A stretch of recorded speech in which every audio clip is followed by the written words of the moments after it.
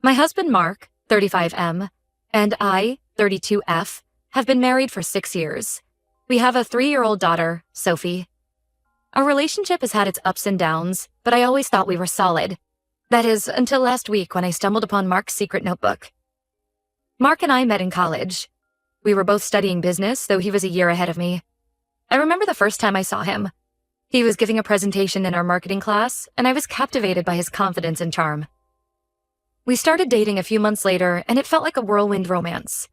We moved in together after graduation and got married 2 years later. The early years of our marriage were blissful. We both landed good jobs in the city, bought our first home, and traveled whenever we could. We talked about having kids, but we weren't in a rush. We were enjoying our time together, building our careers, and saving for the future. When I got pregnant with Sophie, it was a surprise, but a welcome one. Mark was over the moon. He painted the nursery himself, read all the parenting books he could find, and even took a few weeks off work when Sophie was born. He was the perfect doting father and husband. But things started to change when Sophie was about 6 months old. Mark's father, who he was very close to, passed away unexpectedly. It hit Mark hard. He became withdrawn and started working longer hours. I chalked it up to grief and the stress of being a new parent. I tried to be supportive, giving him space when he needed it and taking on more of the childcare responsibilities. As Sophie grew, things seemed to improve.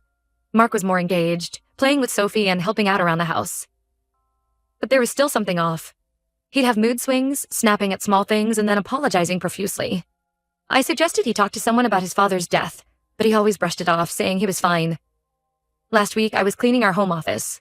Mark had been complaining about not being able to find some important documents, so I decided to organize the desk drawers. That's when I found it. A small black notebook tucked away in the back of the bottom drawer. I'd never seen it before, and curiosity got the better of me. I know I shouldn't have, but I opened it and started reading. What I found inside shook me to my core. The notebook was filled with entries spanning the last 2 years. In it, Mark wrote about how he resented me and Sophie. He complained about how having a family had ruined his life and how he wished he could just leave us. There were multiple entries where he fantasized about running away with his coworker, Jessica. I felt like I'd been punched in the gut. I couldn't believe the man I loved, the father of my child, could harbor such dark thoughts. As I read on, it only got worse. Mark wrote about how he sometimes wished I would get into an accident so he could be free. He even mentioned considering ways to make it look like an accident himself. I was terrified. I didn't know what to do. I thought about confronting Mark, but I was scared of how he might react. I couldn't stop thinking about all the times he'd been loving and supportive. How could that be the same person who wrote these horrible things? I decided to reach out to my best friend, Lily. We've known each other since high school, and she's always been my confidant. When I told her what I'd found, she was horrified. She insisted I come stay with her immediately. I packed a bag for Sophie and myself, told Mark I was visiting Lily for a few days, and left. Now I'm at Lily's trying to figure out what to do next. I can't stop thinking about the notebook. Was it just a way for Mark to vent his frustrations? Or were these his true feelings? The thought of going back home terrifies me, but I also feel guilty for taking Sophie away from her father. Mark has been texting and calling, asking when we're coming home. He says he misses us and can't wait to see us. It's like he's a completely different person from the one who wrote in that notebook. I don't know what to do. Part of me wants to confront Mark, to hear his explanation. But another part of me is scared of what might happen if I do. What if he gets angry? What if he tries to hurt me or Sophie? I keep thinking back to when Mark and I first met. He was so different then. Carefree, loving, always making me laugh. I remember our first date. We went to a local fair, and he won me a stuffed bear at one of the games. I still have that bear, sitting on a shelf in our bedroom. Now, looking at it makes me feel sick. I'm also worried about Sophie. She keeps asking for her daddy, and I don't know what to tell her. How do I explain the situation to a 3-year-old? Sophie and Mark have always been close. He's the one who taught her to ride her tricycle, who reads her bedtime stories every night. The thought of taking that away from her breaks my heart. But then I remember the words in that notebook. How can I trust him with our daughter after reading those things? What if his resentment towards her grows? What if he acts on those horrible thoughts? I feel like my whole world has been turned upside down. The man I thought I knew, the father of my child, suddenly feels like a stranger. A dangerous stranger. I'm considering talking to a lawyer, but I'm scared of what that might mean for our family. I always swore I'd never put Sophie through a divorce. My own parents divorced when I was young, and it was a traumatic experience. I vowed I'd never do that to my own child. But now I'm not sure if staying with Mark is safe. I need advice. Am I overreacting? Should I confront Mark? Should I take Sophie and leave for good? I feel lost and scared, and I don't know what to do next. I keep replaying moments from our relationship in my head, trying to see if there were signs I missed. Was he always this unhappy? Did I do something to make him resent us so much? I remember how excited he was when we found out I was pregnant. He went out and bought a tiny pair of baby shoes the very next day. How did we go from that to this? I'm also worried about the practical aspects of leaving. I've been a stay-at-home mom since Sophie was born. I don't have a job or any income of my own. How would I support Sophie if I left Mark? And what about our house, our savings, all the life we've built together? Part of me still loves Mark, or at least the person I thought he was. We've been through so much together. College graduations, new jobs, buying our first home, becoming parents. How can I just throw all of that away? But then I think about those words in the notebook, and I feel sick all over again. I'm scared, confused, and heartbroken. I don't know how to move forward from here. Any advice would be greatly appreciated. Edit.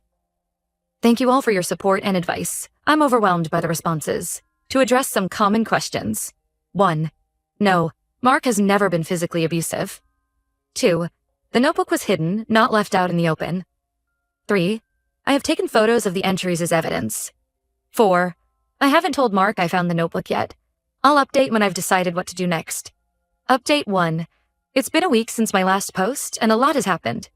I want to thank everyone for their support and advice. It really helped me gather the courage to take action. After much deliberation, I decided to confront Mark. I knew I couldn't make any decisions without hearing his side of the story. I asked Lily to watch Sophie, and I met Mark at a public cafe near our house. When I told Mark about finding the notebook, his reaction surprised me. Instead of anger or denial, he broke down crying. He admitted to writing everything, saying he was going through a deep depression and the notebook was his way of venting his darkest thoughts. Mark explained that he'd been struggling with the pressures of being a husband and father. He said he felt trapped and overwhelmed, and writing those horrible things was his way of releasing those feelings. He swore he never meant any of it, and that he loved Sophie and me more than anything. He also revealed that he'd been having these feelings since his father died. Mark and his dad were very close, and he never really processed the grief. Instead, he buried it, and it manifested as resentment towards his new responsibilities. Mark told me about his childhood, something he'd never really opened up about before. His mother left when he was young, and his father raised him alone. He said he always worried he wouldn't be a good enough father because he didn't have a mother figure in his life. When his dad died, he felt like he lost his only parenting role model. While I was relieved that Mark didn't react violently, I couldn't shake the fear and hurt his words had caused. I told him I needed time and space to process everything. I also insisted that he start seeing a therapist to work through his issues. Mark agreed to everything. He moved out temporarily, staying with his brother. He started therapy right away and has been sending me updates after each session. He's also been writing me letters, apologizing, and explaining his thoughts and feelings in a healthier way. Meanwhile, I've been focusing on Sophie and myself. I've started looking for a job, realizing how financially dependent I've become on Mark. Lily has been an incredible support, helping with Sophie and offering a listening ear whenever I need to talk. I've also been in contact with a lawyer, just to understand my options. She advised me to keep all evidence of Mark's writings and our conversations, which I've been doing. Sophie has been asking about her dad a lot. I've been telling her that Daddy is staying with Uncle Jack for a while because he's not feeling well. It breaks my heart to see her miss him, but I know I'm doing what's best for her safety and my peace of mind. Mark has been respecting my boundaries, only contacting me about Sophie or his therapy progress. He's been asking to see Sophie, and after discussing it with my lawyer, I've agreed to supervise visits at Lily's house. The first visit was hard. Sophie was overjoyed to see Mark, but I felt tense the entire time. Mark was loving with Sophie, but I couldn't help remembering the words he'd written about her. Lily was there the whole time, which helped me feel safer. I'm still unsure about our future. Part of me wants to believe Mark, to think that those writings were just dark fantasies he never meant to act on. But another part of me can't forget the fear I felt when I read those words. I'm taking things one day at a time. I'm proud of myself for standing up for Sophie and me, for not just sweeping this under the rug, but I'm also scared of what the future holds. Will I ever be able to trust Mark again? Can our family heal from this? For now, I'm focusing on being the best mom I can be to Sophie. and on building a life that doesn't depend entirely on Mark. I'll update again when I have more news. Thank you all again for your support. It means more than you know. Update 2. It's been 2 months since my last update, and I wanted to share what's been happening. Mark has been consistent with his therapy and has been making progress. His therapist suggested we try couples counseling, which we've been doing for the past month. It's been difficult, but it's helping us communicate better. During one of our sessions, Mark revealed that he had been feeling inadequate as a father and husband long before Sophie was born. He grew up with a father who was always working and rarely present, and he was terrified of becoming the same kind of dad. Instead of talking about these fears, he internalized them, which led to his resentment. Mark also opened up about his relationship with his coworker, Jessica. He admitted that he had developed feelings for her, but he swore nothing physical ever happened. He said she represented an escape from his responsibilities, a fantasy of a simpler life. Hearing this was painful, but I appreciated his honesty. We've also had some hard conversations about our future. I realized that I had given up a lot of my independence when we got married, and I'm not willing to do that anymore. I've started a part-time job at a local bookstore and am taking online classes to update my marketing skills. Mark has been supportive of this, even offering to adjust his work hours to help with Sophie. Speaking of Sophie, she's been doing okay despite the changes. We've been honest with her in an age-appropriate way, explaining that Mommy and Daddy are working on some grown-up problems. She still has regular visits with Mark, which are now unsupervised but still at Lily's house. Last week, we had a family day at the park. It was the first time we've all been together outside of the supervised visits. It was strange at first, but seeing Mark and Sophie play together on the swings, hearing their laughter, it reminded me of the good times we've had as a family. As for our living situation, Mark is still staying with his brother. We've discussed him moving back home, but I'm not ready for that yet. I need to feel completely safe and trust him fully before I can consider it. There have been moments when I've considered ending our marriage. The pain of what I read in that notebook still haunts me sometimes. But then I see how hard Mark is working to change, how much he loves Sophie, and I wonder if we can build something new and stronger from this. I'm not making any permanent decisions yet. I'm giving myself time to heal and grow, to figure out who I am outside of being Mark's wife and Sophie's mom. It's scary, but also exciting. Last week, I went out with some friends for the first time in months. It felt good to laugh and talk about things other than my marriage problems. I realized how much I've isolated myself over the past few years, focusing solely on my family. I'm trying to reconnect with old friends and make new ones. Mark and I have also been working on co-parenting, even while living apart. We're trying to present a united front for Sophie, making decisions together about her care and upbringing.